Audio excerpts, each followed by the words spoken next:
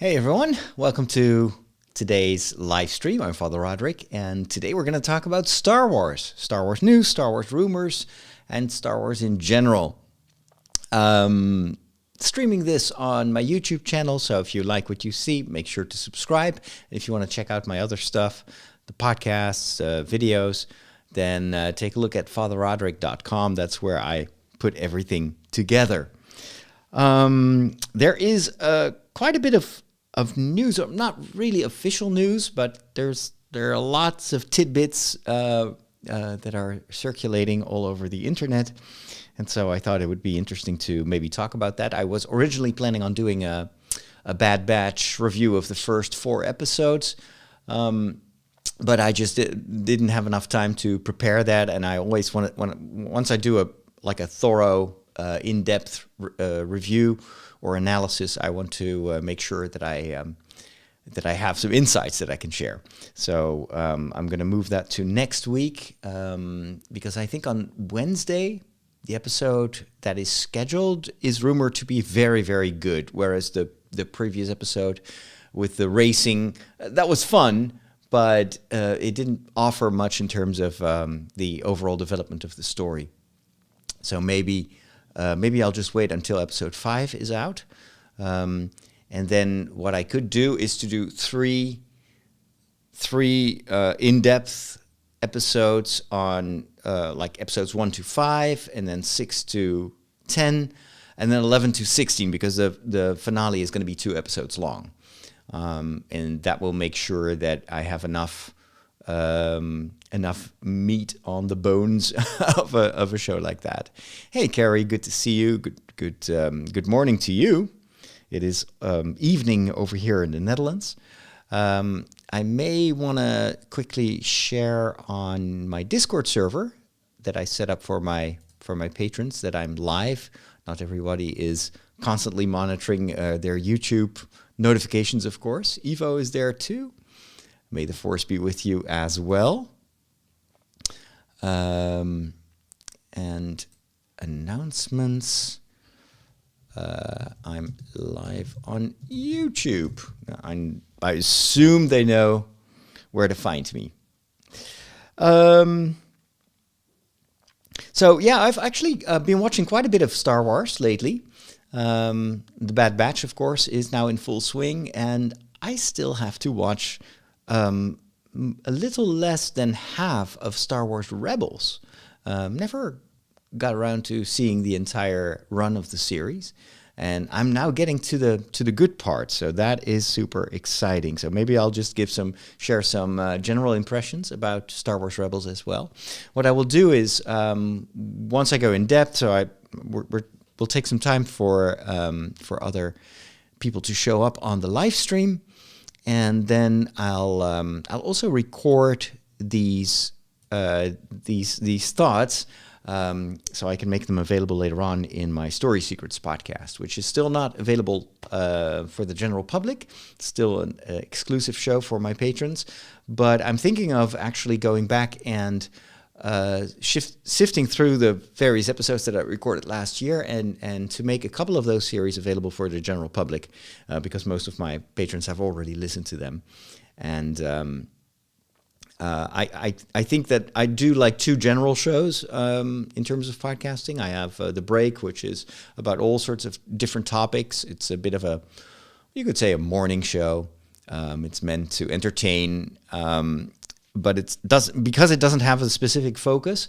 It's not growing that much. It's not doing much in the podcasting world because just people won't check it out. They see a priest on the cover, and then there's like, well, sure, whatever. Why would I go check that out?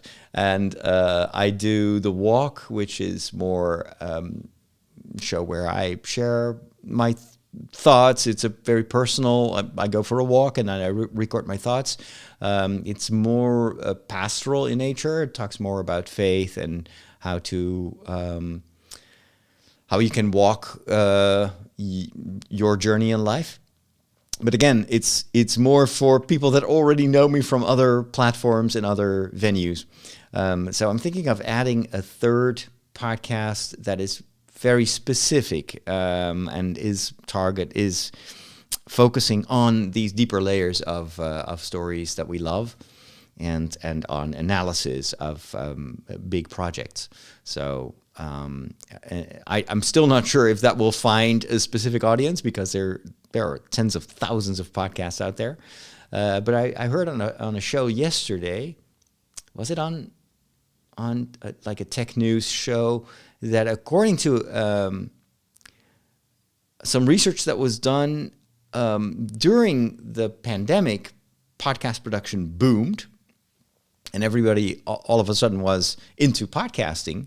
And I was a bit surprised, because I've been doing podcasts for what is it, since 2005. So go figure, 17 years. But for a lot of people, this was something new that they discovered during the pandemic, because everybody was at home, and people had more time to listen to podcasts. But apparently this year, podcast production has plummeted. And I think a lot of like new podcasters have discovered that it actually takes quite a bit of preparation and time to make a consistent podcast. And so a lot of those shows have faded away or just stopped altogether. Which is why I think, maybe there is room for what I do, especially if I stay close to my current audiences here on YouTube and also my TikTok audience. I think there are quite a few people that follow me that wouldn't mind a more of a long-form podcast show to listen to that is specifically about Star Wars and anime and the big storytelling franchises. Peter is also there. Hello. Carrie wants to know if I ever play card games like Pokemon or Magic. No. I have very limited time to spend on hobbies like that, and so I tend to focus on watching television series and movies, because that's my thing, and anime, of course. I play a few video games, usually just to wind down at the end of the day. So I've played quite a bit of Valheim. Yesterday I started playing Red Dead Redemption online with a friend, and I may actually still finish the Star Wars game with the Fallen Order Star Wars game, because in March a new the sequel is coming out, and so I'd love to play through the first game, which is excellent. And that's about it. So I sometimes gather with friends to play board games, but that's very rare. It's like once a month or so. And I tend to focus on just a few things and really dive in, rather than trying out everything, because then, you basically end up with all these loose. It's like watching television. You can watch so many different series. I tend to latch on to a few of them and watch them all the way through. Also because I feel that I get more from going in depth than rather sampling everything. So time is limited in my life, and also energy. I still have quite a bit of a fallout from COVID. I had COVID in the beginning of the pandemic, a very severe form, and it resulted in quite a few symptoms that are associated with long COVID. And especially, my biggest struggle is to divide the energy that I have over the various things that I do. And I've noticed that if I do too much during a day, then I get these drops in energy where it's so bad that I have to lay down and sleep, even if it's in the middle of the day. And that's usually the result of me trying to do too much the day before. So all that requires me to be very prudent with the way in which I spend my energy and my time. And this is one of the reasons that I actually like to do these live streams, because it's a fun way to interact with you and to talk about things that I love, but I don't have to prepare much, and it's not as stressful as, for instance, producing like a full-fledged podcast or like a deep dive analysis of stuff. I do that from time to time, but again, I don't have that much energy usually to analyze. And so when I was preparing for this live show, yesterday I was still very optimistic that I could do an analysis of The Bad Batch. And then I was looking to the summaries of the first 4 episodes, and I noticed in the reviews that everybody was raving about episode 3 of The Bad Batch of this second season. And I just couldn't remember what was in that episode. Nothing. And I know that I watched it. It was just completely wiped out. And so I went back and watched the first few minutes, and it started to dawn on me. It's like, oh, yeah. There was something with battle droids, and then this senator, or whatever, was it Imperial guy that had to be, or no, I think it was a senator, and the Empire wanted him back. And then Crosshair was sent there. So it was like a solo episode focusing on Crosshair. And I still couldn't remember how it ended and why that was such a good episode. Isn't that crazy? So probably I watched that episode in the evening, at the end of an evening. Maybe I was even watching like 3 episodes in a row. And I was just too tired to register what happened during that episode. So once I realized that I didn't even remember what the 3rd episode was about, I decided to not try to force myself into doing like a last-ditch effort to come up with some stuff to say during the live stream. Instead, we could just talk about Star Wars in general, and we can just chat about the news, and that'll be good enough, you know? Hello there, Bobby. And Tony is there too. Just listening and lurking, that's totally fine.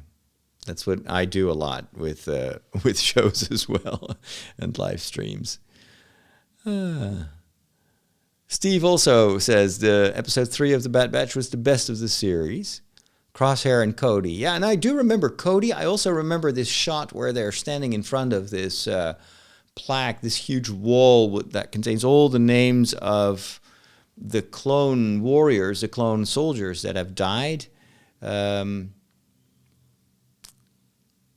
still, it didn't register as like, what was that episode truly about? And what? Anyway, it will come back to me. But I think what I need to do more is that whenever I know that I'm going to review episodes, I should actually take notes. So after watching an episode, I should spend about 10 minutes writing down my thoughts about the episode on my iPad. And then it's much easier to kind of go over my notes and to share interesting thoughts. Because I usually have a lot of thoughts when I'm watching anything Star Wars related. It's just that it just evaporates very quickly. Scatterbrain is always, or is often also mentioned by people that have long COVID symptoms, where, you know, sometimes your brain just feels like a block of cheese full of holes. You don't know what was in those holes. It's crazy. Hey, Liz, good to see you online as well. Who else is there? We've got, that's fine. We've got about 16 people watching. And so if you haven't introduced yourself, always love to know who is watching and where you're from and what life is like where you live. Steve says, my brain cannot do it without taking notes. True. Hey, Dino. Thank you so much for your super sticker. I really appreciate it. It says, Shiba dog in combat position. From Dino Vader. Or is it Dino? I think it's Dino, right? From Dinosaur. So, well, let's get going. I will record an episode of Story Secrets. I still have another one that I recorded last week, and I forgot to post it, which was... I think I posted my analysis of season 1 of The Bad Batch. That was a lot of fun. And then I did another YouTube or live stream about the first 6 episodes of Chainsaw Man. And I want to make that available to my followers as well. And then this upcoming Thursday, I will do my analysis of the 6 other episodes of the first season of Chainsaw Man. But that is a show that's a little bit easier to comment upon because it's one big story, and I'm very focused on kind of what is truly happening. What is the author of the story trying to communicate with this very wacky, strange, sometimes very bizarre and violent manga and anime series. With The Bad Batch, it's like every episode is also standalone to a certain extent. And like last week's racing episode, that was fun, but they could have placed that anywhere, basically. And in the first season, you also had a lot of those standalone episodes where, yes, there was an overall story that developed, but there were also a lot of episodes where it's just a small story, bit episodical. Nothing wrong with that. But when you're doing like an overview of multiple episodes, then it's, okay, that was just fun, I don't have any ulterior thoughts about it. It's much easier to go in depth when there is a deeper mystery or like a quest that is unfolding over the course of a season. Blue Toast is joining us from Missouri. Very cool. Laurie says, I'm from the UK. I listened to you since 2005. The Revenge of the Sith review that you did. I was 10 years old. Now I'm nearly 30. Wow, that is crazy. So cool. Revenge of the Sith. Yeah, I must have reviewed it at the time. I just don't really know exactly when that was. But so fun. Yeah, that's one of the things that I really appreciate about social media is that you get to follow people for multiple decades. It's even better to a certain extent than in my work as a parish priest, because most priests that I know are moved from one place to another over time. Whereas with social media, it doesn't matter where I live. As long as you know my name, you can Google me and you will find me. And it's funny that there are a couple of podcasters that I've been listening to for 30 years as well, and they don't even know who I am. I never made contact, but I feel like I know these people better than I know my own family. It's crazy, but that's the cool side of social media. I'm so happy to provide you with great content for 2/3 of your life. Hey, you're 30 years old. You're so young. I remember when I was 30, I was recording that podcast about Revenge of the Sith. Oh, well. And it's also one of the cool things about Star Wars. It's been around for my entire life. Like ever since I watched the first movie when I was maybe 10 or 12, there has never been a life without Star Wars, which is crazy. And it's always fun to see that newer generations are also discovering Star Wars and like it much more than I do and know much more about it than I do. But it's so cool that story of Star Wars, or the stories of Star Wars, have that capacity to bring together so many people from so many different cultures and ages. To me, that's the strength of great storytelling. The same is true about Tolkien, which has been around, Middle Earth has been around even longer than Star Wars. And look at how it still, has a huge base of fans and people that study every minute detail of the books and of the series. It's great. Steve, you're right. The racing episode of The Bad Batch definitely was an homage to George Lucas's fascination with racing. And Peter is making a poster for a radio show. That's very cool. When Michiel was 30 years old, he hopped across the North Sea to move to the UK. Seems ages ago. Yeah. It's funny. It's a lot of that stuff feels both a long time ago and it just happened. It's time is a strange thing. The actual time has no real weight. It's your experience, and sometimes like a lot can happen in 1 year, and you remember it as if it was like half your life, and then some stuff will be going on for decades, and you don't even realize that so much time has already passed. But yeah, it's amazing how we are still talking about Star Wars 46 years after it all started, and it will endure for generations to come. I'm sure of that. Lydia is also here, chronically ill and lonely. Love to drop by now and then, just to let someone chat to me and break the silence. I'm happy to do that. Always happy. This is one of the things I like about these live streams. It's also a way to be together, even though everybody who's watching is in different places in the world, different time zones. But every day, for an hour, we can just chat and just hang out, and also for me, not just for the people that are watching, but I too. I mean, I live as a priest, of course, alone. I have a wonderful community, or a wonderful parish community in different locations. I've got friends also in the neighborhood. But like today, I spoke to a couple of parishioners this morning, but then the rest of the day I was just here all by myself. And so for me, it's also fun to just switch on the camera and just chat and interact. And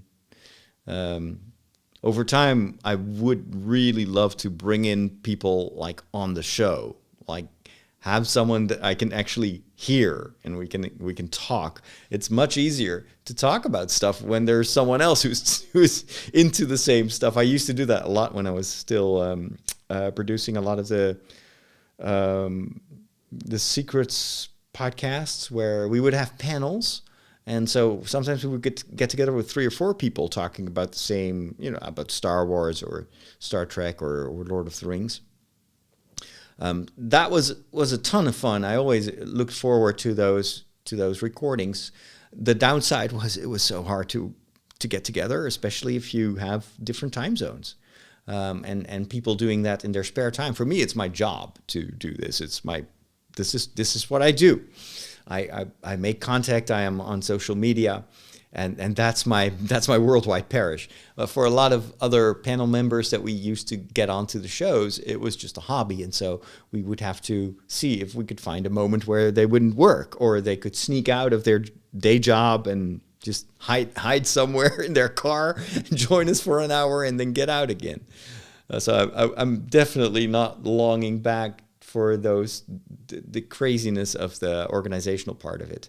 But I do miss the conversation from time to time. This is why I would love to go to conventions and like fantasy festivals, because there you just hang out for a day and you talk about what you love with people that are also there, and they have the entire day just as you have. I love that. Hello, Sandy. Welcome back to the stream.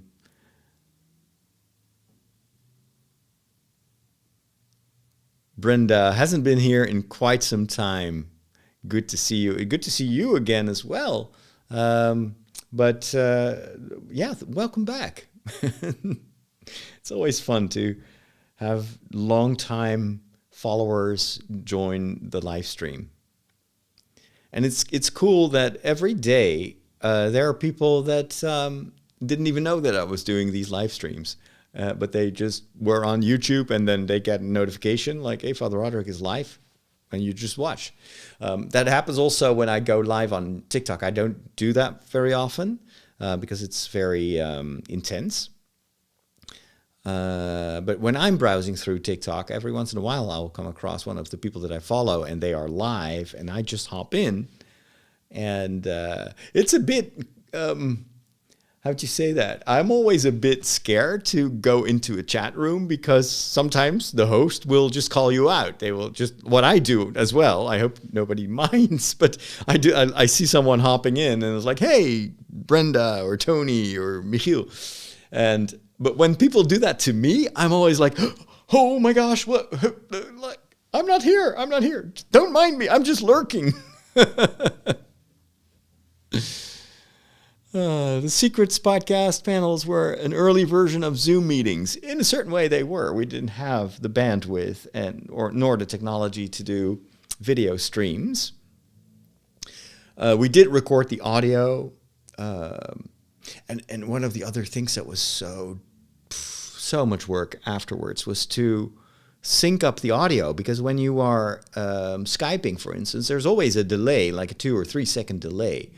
And so people would talk over each other, or I would ask a question, and then the other person would just be silent for 3 seconds and then start to talk.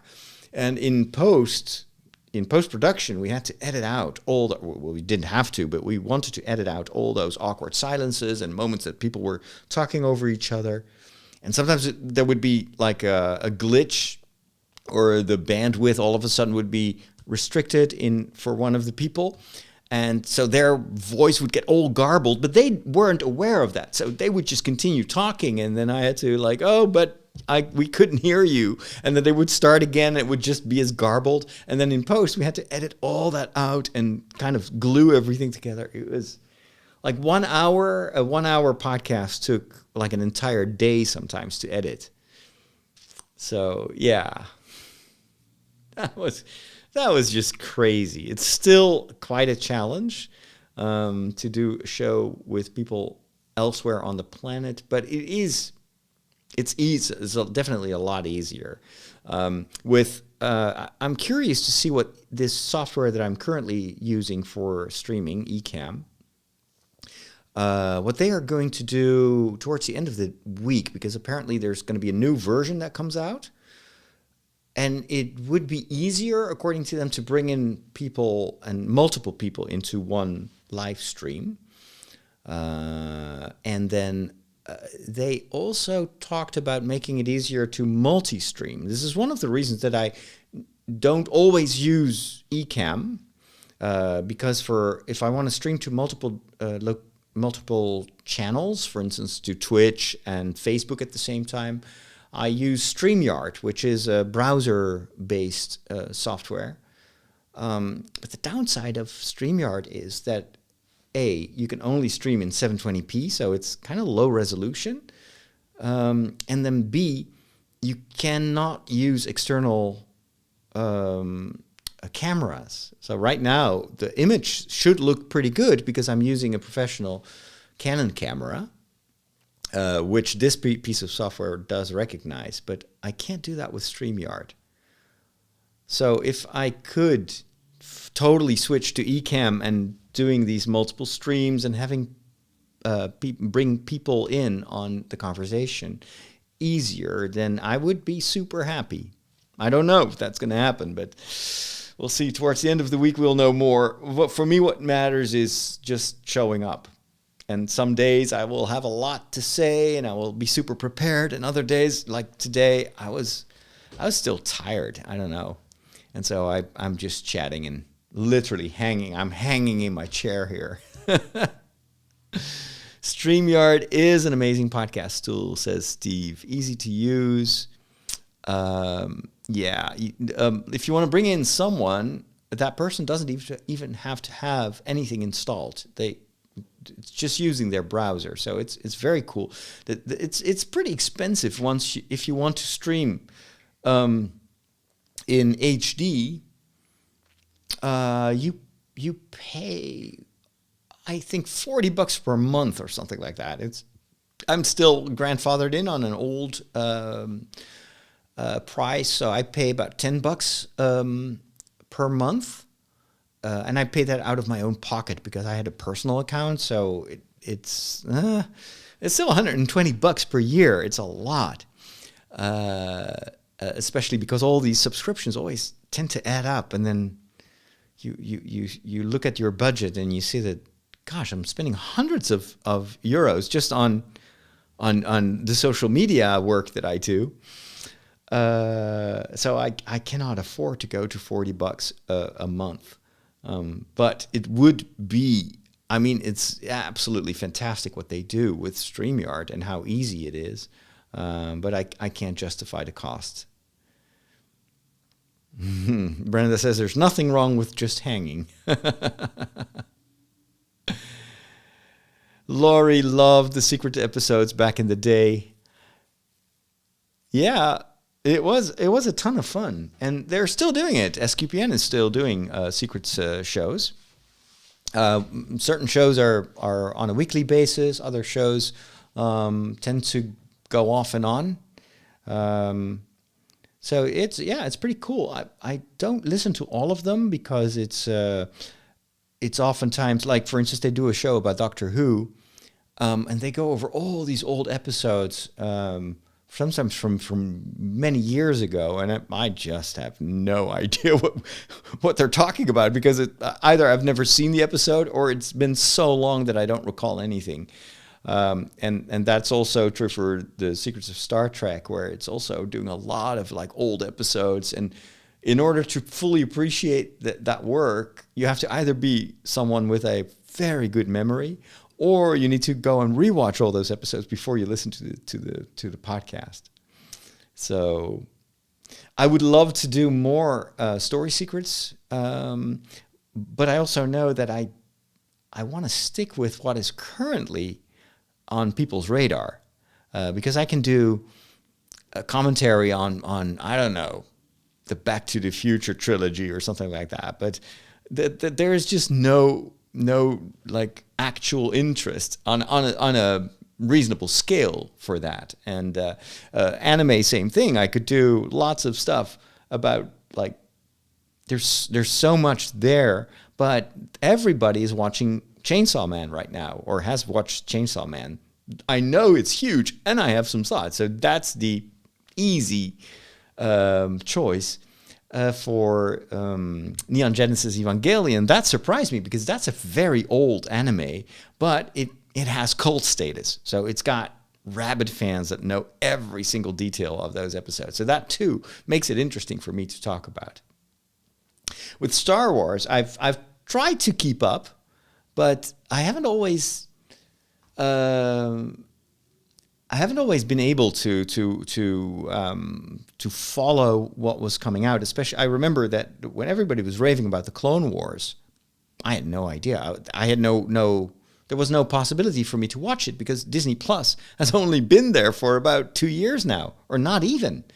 And so it's only when Disney Plus became available, and thankfully the Netherlands was one of the first, maybe the first country in the world where Disney Plus was launched. That's when I finally was able to watch the Clone Wars. But imagine having to catch up with 7 years, or what was it, seven or 8 seasons. Oh, it took so long. And then Star Wars Rebels, same thing. Star Wars Rebels came out and was even finished before Disney Plus was launched. So I'm only now watching it. And so with Star Wars, for a long time, I felt like I was behind the times. And it was very hard to discuss Star Wars, even on my YouTube channel, because I felt like most Star Wars content producers have such a lead on me, that they've been watching that stuff for years and years, and I'm like super behind the times. And so that's why I put so much extra effort in watching and getting up to date, and hopefully by the time that I go to London for the Star Wars celebration, I'll be fully caught up on everything Star Wars. But even with the Clone Wars,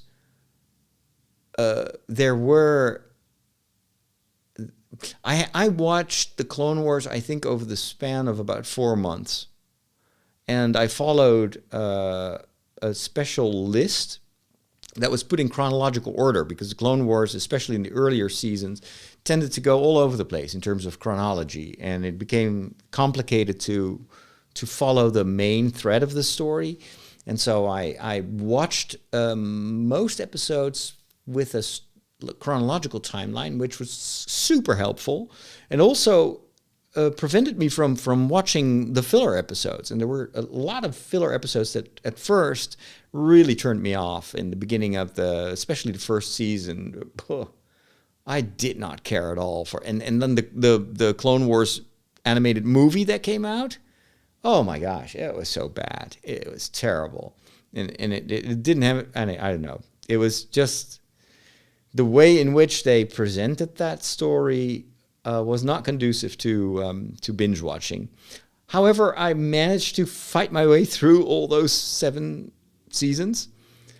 But because I watched so much in such a short time, again, I don't have the same like memory of, I don't recall everything. And when they started to talk about the Darksaber and in The Mandalorian, and then the siege of Mandalore, I was like, oh my gosh, yeah, I remember that was part of the Clone Wars, but what was it again? And then you had all these different factions of Mandalorians. I totally blanked out on that. I still have trouble like recalling what it was all about. And thankfully with The Mandalorian, or the YouTuber, I cannot afford to not recall very important things of the Star Wars lore. So yeah. Sometimes I wonder if I'm not too much of a generalist. I know a lot about a lot of things, but I don't have that detailed knowledge that a lot of the other podcasters and bloggers and vloggers are very comfortable in.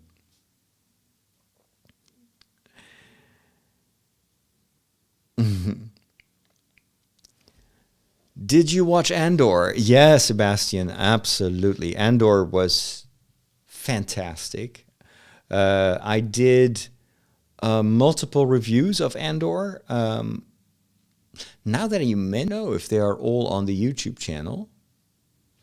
I didn't do an episode by episode analysis. Let me see. I did I think I did 2 podcasts. But now I'm starting to doubt. What did I do? I did record something. Let me see in my podcast software. I don't actually know if I can watch my own private show here. Story Secrets. Oh, no. Maybe I didn't subscribe. So the podcast series that I do for my patrons is individualized. So it's not available for the general public. I'm trying to figure out where it is. But I can subscribe to that show. I never know where to look for it. Oh, here it is. Okay, so yeah. So I did, for my patrons, I recorded 3 deep dives about Andor. And each episode is about an hour or 70 minutes long, 70, 80 minutes sometimes. So I did an analysis of the first 3 episodes, then 4 to 6 and 7 to 9. Oh, I did 4 episodes. 10 to 12 as well. So I did 4 long podcasts about Andor. Maybe I should put those online for the general public. Because I get these questions a lot. Like, did you watch Andor? Yeah, I did. I also did the same with Obi-Wan Kenobi. Part 1, part 2. Yeah, I did 3 episodes about the Kenobi show, but that was a very short show. So I did half in one podcast and the other half of the episodes in the second podcast. And then I did a special podcast review of the behind-the-scenes documentary that was posted on Disney Plus, which I really liked. Let's see, what else have I got in here? I did some small stuff, but I don't think I'm going to post those publicly because they're not that good. Let's see. Oh, wow. There's so much in this. This is a very old podcast feed. So there's a ton of stuff in there that is no longer relevant. I also did anime, right? Oh, yeah. I did Neon Genesis Evangelion. I did 1, 2, 2 long episodes about that. I thought I did more. Anyway, this year, and then Boba Fett. What about Boba Fett? I know. I did Boba Fett on YouTube, only video. And I never released those as audio. Maybe I should just rip the audio and put those also in the podcast feed, just for posterity. Why not? And I also want to take a look at the YouTube page and see if I have the Andor analysis somewhere. Is it library? Yeah, library. Star Wars commentary. So if you go to the playlist of Star Wars commentary, there is, yeah, I actually posted these as live shows on YouTube. So it's Andor 1, 2, 3, Andor 4 to 6, Andor 7 I did a separate one, and then 8 and 9. And then 11. What? So I didn't do everything. Okay. I'm not very organized when it comes to these things. That's crazy. Obi-Wan Kenobi. I have a few videos, but also not everything. Ah, man. So this year, my New Year's resolution is to be much more prepared and more methodical when it comes to these shows. Like when I started this live stream, I was like, yeah, I'm going to record this this hour and I'll just release it on Story Secrets. And this is nice for a live show, but it doesn't really match the quality requirements for a specific Story Secrets podcast. Over time, I want people that when they look up the episode list of that podcast, that every single episode is worth listening to. So maybe I should take some time in the next couple of weeks to go over all the stuff that I want to keep online and even kind of put everything together. How do you say that? Consolidate everything into audio series, and then create a new feed for Story Secrets.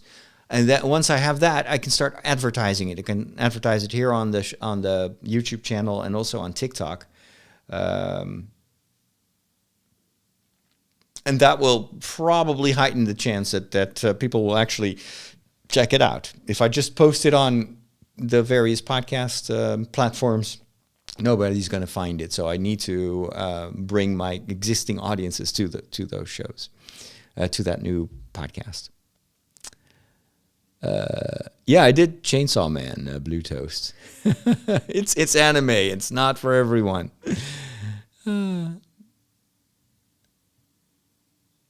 How do I like Rebels? I like it. I love it, actually. I love it. Thanks for using Goodreads. It's exciting to also know what you are reading and recommending to read. Oh, thank you. I didn't know anyone was following that stuff. Yeah, I do post my... I've ever since I started to do the reading challenge, I forced myself to write a review after each book that I've read, which in the past I never did. I just gave it like 3 or 4 or 5 stars, and that was it. But I've noticed that if I sit down and I write down what I thought about the book, it actually helps me to remember also the highlights of the book. And so it's another way to process the information.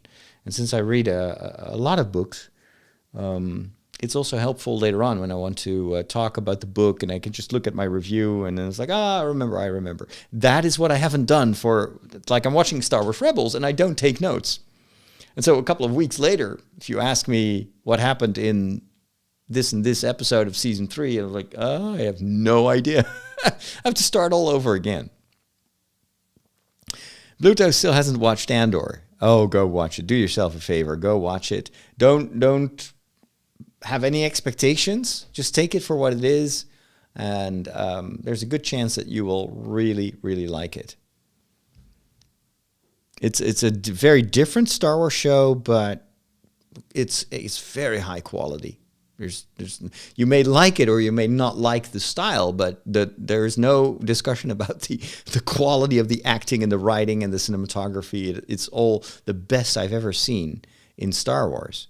And I think it even raises the bar for future Star Wars movies. That's how good it is. Hello, Moderación.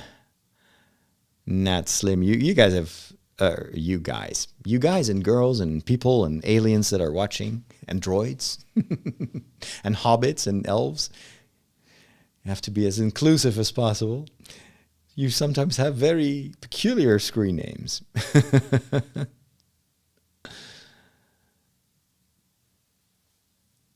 I should rewatch Andor, maybe. I think I will appreciate it even more on a second watch, because you already know what to expect. And so, but there is also a lot of subtlety in that show, and the writing was so good. And when you're first watching a show, it's not like Rebels or Bad Batch, where it's cool, but it's really meant to be episodical, and it's mostly entertaining. So I don't think that anyone expects us to watch like Star Wars Rebels, or, well, maybe Rebels certain episodes, but not every single episode twice or three times. It's just not meant to be consumed like that. But Andor, yeah. Especially if you could sit and watch all the episodes in a row. It's like a massive movie. I did that for Kenobi. I went back and I rewatched the entire season, because it was, 6 episodes? And it feels like a movie. It actually works better if you watch everything in a row. And it also reveals the flaws of the writing when you watch everything again. You're like, and some fans actually did that. They re-edited the Kenobi show into one movie, and they cut out a lot of the filler stuff. They did the same with Boba Fett. And in general, it really improves the end product. And that's never going to happen. But I could dream about Disney going back and then re-editing these TV shows into movies, and maybe even enhance them a little bit. Like do more, like add some budget to some of the special effects, etc. Make it feel a bit bigger. That's what Andor does so well. It feels like this is not just a TV show. And that's the big issue that I have with virtual sets, and especially when they used it in Boba Fett and for Jedi. It was good, but it deserved better. And with Andor, I think they showed us that it is possible to make it feel cinematic. They learned a lot from that, I think, when they did Willow. If you look at the Willow television series, it's done with a relatively small budget, but because it was all filmed outside in the UK on real locations, it feels much, much more like a movie than, for instance, the Obi-Wan Kenobi series. And they had to be super creative with that. And I read an interview with, I don't know if it was the producer or the showrunner, and they said we were sometimes literally filming in 4 directions. We were in one spot, and we turned the camera. Okay, let's do some scenes here. Let's turn the camera like that. Let's do some scenes. What is close to this place? If it's within 2 or 3 miles, we'll just go there, just to create more different locations. You cannot do that with the virtual sets, because every time you build a virtual set, it costs a lot of time, and it requires a lot of planning, so it's very expensive. So I think with Willow, and with Andor, they did the same thing with all the scenes that were filmed in Scotland. They just used the beauty of the Scottish and the English country or countryside to make it feel much bigger than you could ever do in a virtual set. So over time, I hope that Star Wars will get to the point where it becomes a blend of don't film everything in a studio. I know it's cheaper because you can keep everyone in one location, so you don't have to pay hotel and travel fare, etc. You don't have to lug around equipment. But I'd rather have them, if they plan it well, I think they can do a lot of stuff in real life, like in the real world, which will add that cinematic feel to it. And then for the moments where it makes sense, use the digital environment. That's how I hope it will evolve, and I expect it also to evolve, because when they were filming The Mandalorian and Boba Fett and Jedi, that was still at the height of the pandemic. So obviously they couldn't travel.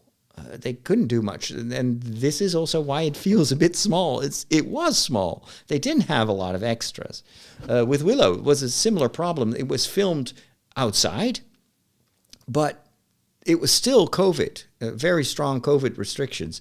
And so they struggled with extras. They couldn't have many people on the set.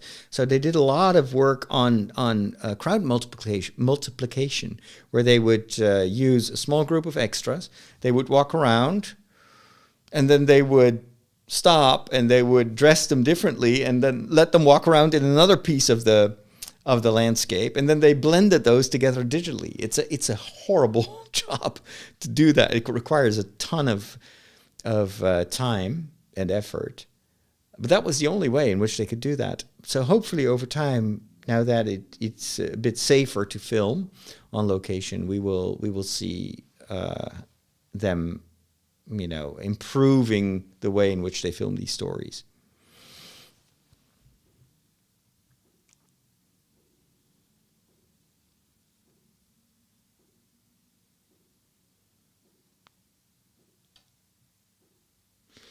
Brenda says, I haven't watched Clone Wars.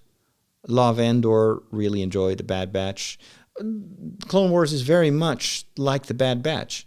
One way to watch it is to do what I do and just get a list of, there are multiple lists out there on Reddit and even on this official Star Wars site, where they will tell you these are the essential episodes that you need to watch. And just skip all the rest.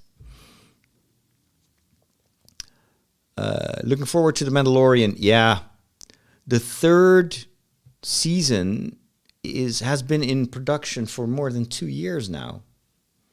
I don't know why they took so long. Maybe it was because they had all these other series that they wanted to launch first, but I think this Mandalorian season must be very good because they've had so much more time than for the previous 2 seasons. Have you read some of the Star Wars comics? I do have a subscription again since the beginning of this year to Marvel Ultimate. I read a few episodes of the stuff that is happening in the High Republic because I had a hard time when I was trying to read the novels. I just couldn't get into the universe. I needed to visualize it, but the comics are fine, but it still doesn't work for me. It's still all over the place, that story. I miss relatable characters that are guiding me through that particular time in Star Wars history. So, and I haven't really read anything else yet. Hello, Dragonoid, or Dragonyod. Dragonyod? And Intro Wade is there too. Have a good day, you too. Tony says, being a generalist helps understanding a bigger picture and the interconnection between different aspects and the common variations in stories of the world. That's true. That's true. That's kind of what I try to focus on, is to make these comparisons between different stories. But for the propagation of my programs and my videos and podcasts, niche is better because people never look for general topics. It's the same way in which you and I Google. You always look for this one particular show or movie that you want to that you're interested in. So what I hope is if I use good episode titles, people will start listening to they will find individual podcast episodes and then look at the rest of the feed and think, hey, I need to subscribe to this. This is how I find my podcasts. I always look at the feed, and if it's, and I usually skip general podcasts where it's just like this description is just chatting about Star Wars. It's like, yeah, no, life is too short for that.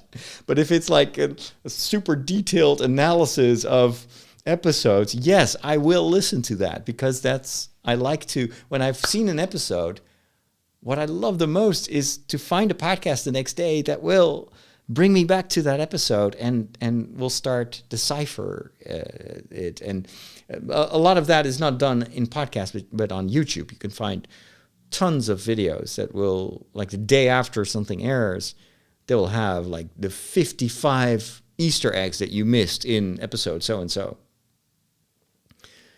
Yeah. But then that's usually those, I like that kind of content, but it misses the deeper analysis. One big exception is Screen Rant.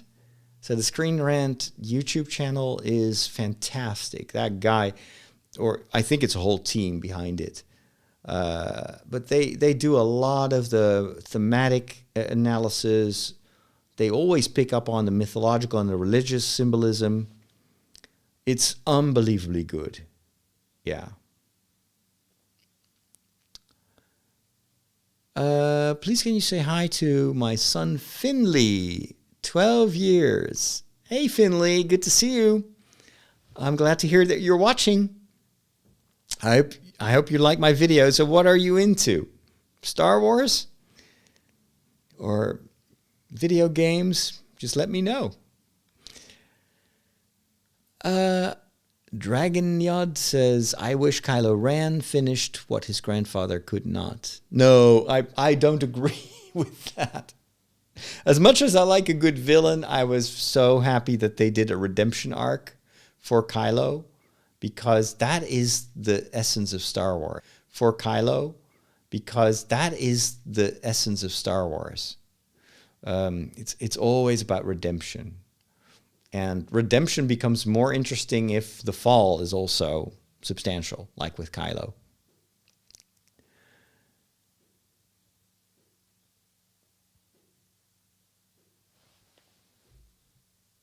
Let's see. Would you like a Clone Wars style anthology series of the sequel era? I saw that idea on Twitter. Seems like a good way to expand and correct the universe of the sequels. They've been doing a bit of fixing with the novels. They'll probably get to it over time, but I think they don't want to venture into that territory because it's still so controversial among some very loud and noisy fans. So I think give it some time. I think what I expect them to do is to carry on the story after the timeline of the sequels, and especially to focus on Daisy Ridley. I think that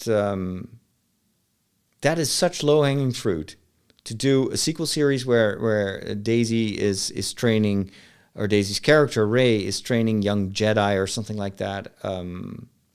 Yeah, I think they should absolutely do that. I don't think we'll ever see Finn again. A lot of the actors that have played in the sequels have indicated that they're not that interested in returning to the Star Wars universe. And I can understand also, especially when it comes to the character Finn, I think he was not written well towards the end. There was a lot of potential in that dynamic between Finn and Rey, but they chose to put Rey in the forefront and to separate them, and I think it was a mistake story-wise. It would have been much more interesting to have those two like team up. But again, these sequels were made under so much time pressure and with so much of Disney still trying to figure out what they wanted with the Star Wars franchise that I'm already very happy with what they were able to do, considering the difficulties of trying to take over a franchise. But, you know, I like them for what they are. I like them better than the prequels. But I'm an old Star Wars fan. I was a bit disappointed by it. I was quite disappointed by aspects of the prequels. But your mileage may vary. Depends on what you grew up with, I think also. Finley loves Minecraft very much and loves The Force Awakens. Daddy's a huge Star Wars fan. Very good. Oh, yeah. So you like Minecraft, eh? That is so cool. I played Minecraft. Oh, I get a thumbs down from someone. Well, thank you. I don't know why, but yeah, Minecraft is awesome. I have a nephew, a younger nephew, Ezra. He's called Ezra. Very cool Star Wars name. He's on the autism spectrum as well, and he just lives and breathes Minecraft. He creates massive castles and structures, and it's unbelievably good what he does. Now I'm thinking maybe I got the thumbs down because I said something nasty about the prequels. That's possible. But you can actually counteract that by giving this video a thumbs up. Just it's right there underneath the YouTube video.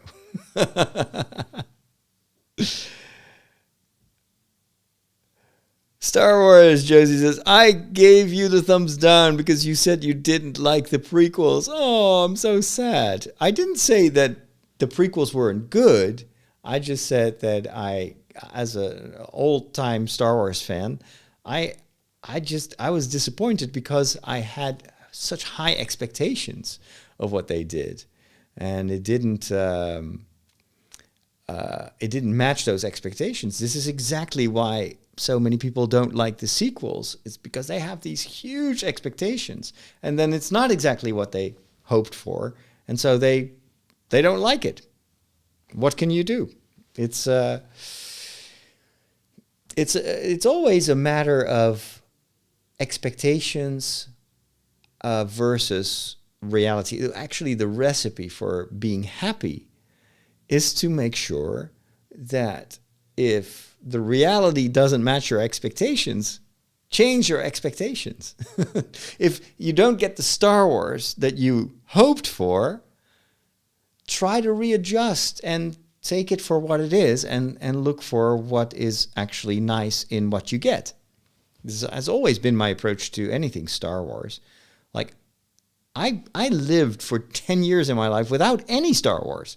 After The Return of the Jedi came out, my fellow Star Wars fans and we thought that was it. There would never, ever be any more Star Wars because George Lucas had said he wasn't interested.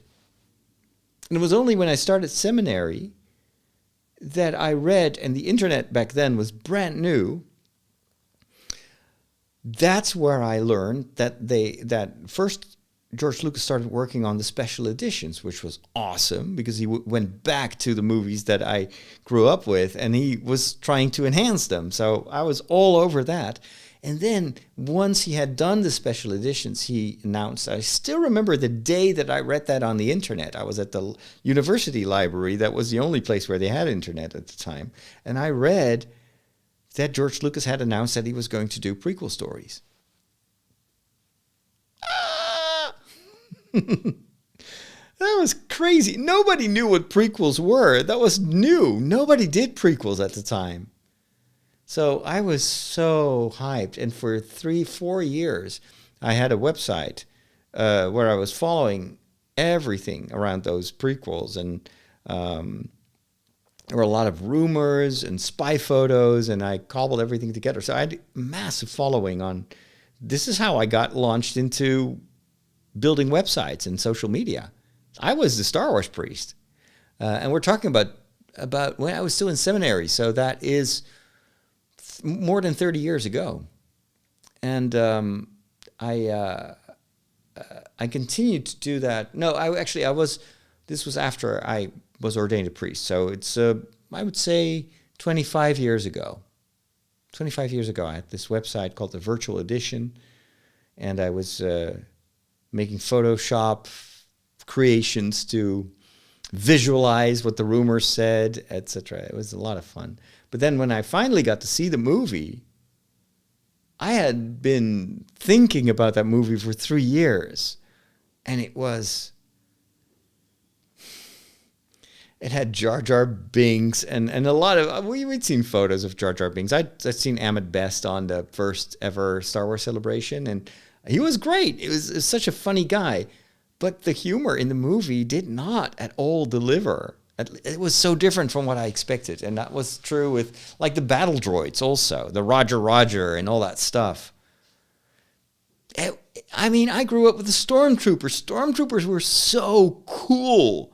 And then George Lucas replaces them with battle droids. And it's just this all clickety-clickety-click. And Roger Roger. Jedi. What? It didn't work. I love the pod racing. That was awesome. Pod racing. I liked all the characters. I loved the final, like the Naboo fight. That was all very cool. But I couldn't care about the Gungans. They seemed like cartoon characters. Jar Jar was slapstick humor, but it just didn't work. And a lot of the dialogue was so stilted. And it became, to a certain extent, it became worse later on with the older Anakin. I loved the Obi-Wan Kenobi character. I think that Ewan McGregor did a fantastic job. He carries those 2 last movies. But the dialogue between Padme and Anakin, no, it didn't work. It totally didn't work. I just could not understand how those 2 had a relationship. It just didn't work. And so visually, those movies were great. I liked the whole concept of clone warriors or clone soldiers. That was awesome. Actually, I always believed, I think that George Lucas even originally, that was his plan. Before he made the prequels, he had to defend himself that people were shot in his movies, whereas the movies were geared towards children. And I remember that in one of those interviews, he hinted at that the stormtroopers, the ones from the original trilogy, were actually clones. And so it's just clones, you know? And then later on, I think he took that idea and he put that in the prequels. And now they're kind of retrofitting everything by saying that the stormtroopers replaced the clones. But I think originally, in Lucas' mind, the stormtroopers were clones. So I love that they brought back that idea in the prequels. I didn't care that much about, making them related to Boba Fett or Jango. That was also a thing. I mean, now it's like part of the canon, so no problem. But back then I was like, yeah, that's a little bit too much, don't you think? Why would they and then why all of a sudden is Jango an Australian? They were filming in Australia, that's why. But Boba Fett was never was played by a British actor. And so again, it was like, yeah, come on, what are you doing? So a lot of the prequel stuff was me having to change my expectations. And then ultimately, years later, I like what they did, and I love that with the Clone Wars and now with the Obi-Wan series, they've been able to kind of put everything in a bigger perspective and balance it out. So I'm fine with it now. But yeah, I was not a happy Star Wars fan at the time. But that helped me to also step into the sequel trilogy with a much more open mind than a lot of my fellow Star Wars fans. Oh, lots of reactions here. I've been sitting on my soapbox for far too long. Let me read through what you are saying, and then I'm going to wrap things up because I'm getting hungry. I think Kylo and Finn are the best characters to come out of the sequel trilogy. Yeah, they were both good. Ben Solo's act was bored of being the same character. I don't think he enjoyed Ben Solo's character anymore. I'm not sure about the actor, but he's gone on to do so much other stuff. He was already a famous actor before he did Kylo. Rogue One has been the best movie under the new Star Wars so far. Yeah, I like them all. Rogue One was good, but if every movie was like Rogue One, I would also be a bit disappointed. What did you like about the prequels, the world building? Yeah. I think the acting, they did what they could. It's just that the dialogue wasn't very well written. And George Lucas also didn't give his actors much room to play with. And then he even went in editing and he fixed the times they blinked, and he messed around so much with that footage. I don't think you can entirely blame it on the actors.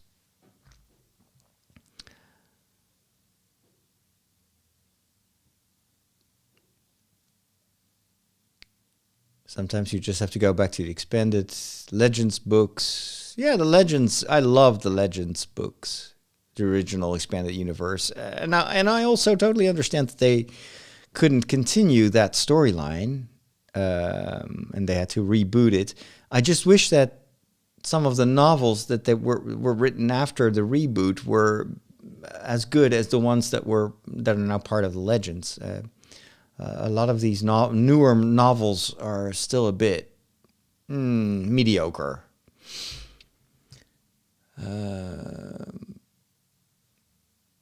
I think I just expected the sequels to do a better job of planning the stories. Yeah, that's the thing that baffled me the most, and we only learned this afterwards when J.J. Abrams was brought back to finish the trilogy. He said in interviews that when he handed over the movie The Force Awakens to Rian Johnson, there was no plan for the story. No plan whatsoever. And so Rian Johnson takes it in a different direction. And then he didn't have a plan for the next movie. And then they brought in Colin Trevorrow, who did his like that's read like fan fiction. It was fun, but it wasn't a good conclusion to the story. And then they brought back J.J. Abrams, who then went back to his old original ideas, skipping a lot of the stuff that Rian Johnson was doing. That entire trilogy, I think, could have been so much better if they had planned the entire arc from the get-go. This is what the big difference with a guy like James Cameron. Jim Cameron, you may think of him what you want, but he knows how to plan a story. And he knows what he's going to do with Avatar, and look at the success. And I so wish that they would have done that with the sequel trilogy. But it's not too late. They can still do a lot of good Star Wars in the years to come, and definitely with the stuff that they're now doing on Disney Plus, there's a lot more planning, even though they still do rushed stuff like Boba Fett. Man, that story had so much more potential than they ultimately were able to pull off, especially the last episode. I was like, man, how can you... There was so much that they could have done with that story, and it wouldn't even have had to be more expensive, but they rushed it. They needed to get it out, and they cut corners. Yeah. Obi-Wan, same thing. It was a great story, but it could have been so much better. Certainly if they had spent a bit more budget on it and a bit more time. I'd rather have less Star Wars and raise the quality bar. Give me one Andor series per year, and that's it. I'm fine with that. Do that. But now they're doing like Star Wars every 5 months. There's a new Star Wars series. It's risky. You tend to dilute the stories and the quality, and you can only have so many people working on something. And yeah, time is usually a good thing when they have more time for Star Wars. Roger. Which Star Wars movie did you see first? I saw the original A New Hope. I saw that in the movie theater. If Jar Jar had been evil, it still wouldn't have worked. It would have been like a goofy evil guy. Nah. Jar Jar should have never been a main character.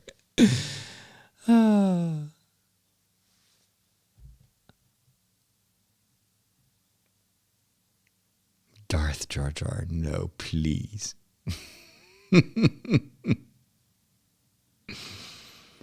Prequels were definitely geared a bit more towards kids and definitely merchandise. Oh my gosh, everything was so merchandise driven. How Ben Solo turned to the dark side. They kind of showed that in the flashbacks. And they expanded upon it in the comics, not in a very good way, by the way. The whole training of Kylo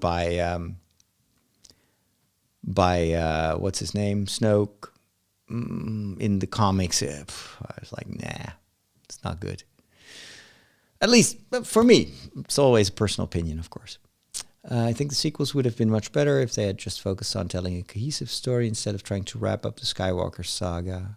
It was too much.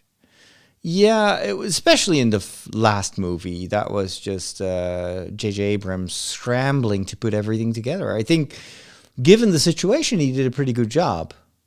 But, yeah.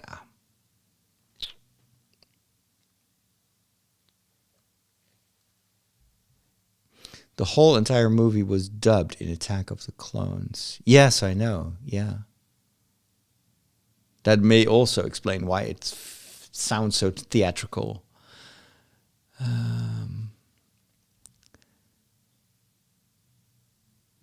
Yeah, Palpatine just was cloned over and over again. That's true. There's nothing new in the sequels. Yeah.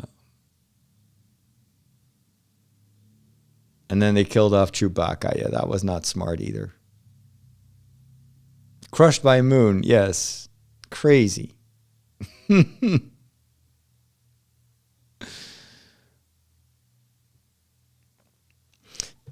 Filoni is now bringing back a lot of the good stuff from the legends, like Admiral Thrawn, and also some story beats. There's some story arcs in Clone Wars and Rebels, maybe also in the Bad Batch that are very similar to stuff that they did in Legends.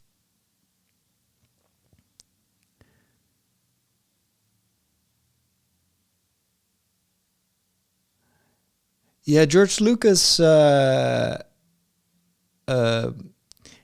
like a vague plan.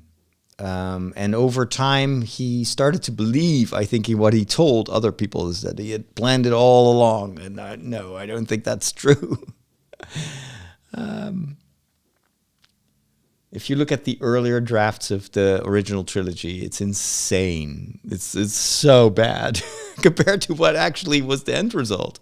And a lot of what Star Wars is, the original trilogy, wasn't even filmed. I mean, it was all in the editing. Marcia Lucas, George Lucas's wife, or former wife, she fixed so much in editing. And a lot of the good ideas, the good stuff in Empire, for instance, wasn't done by Lucas. It was like the editor. I read a book by one of the people that worked on editing Empire Strikes Back, and I was shocked that entire loved elements of that story weren't even filmed, were not in the script. They just did that in the editing. They put stuff together. They repeated they used shots from other moments in the movie, and they created entire mini arcs. And now you're like, wow, that was genius. That was not George Lucas. That was just an editor who was like, yeah, this doesn't work. Let's do it this way. And then they presented it to George Lucas, and he was like, yeah, we'll do that.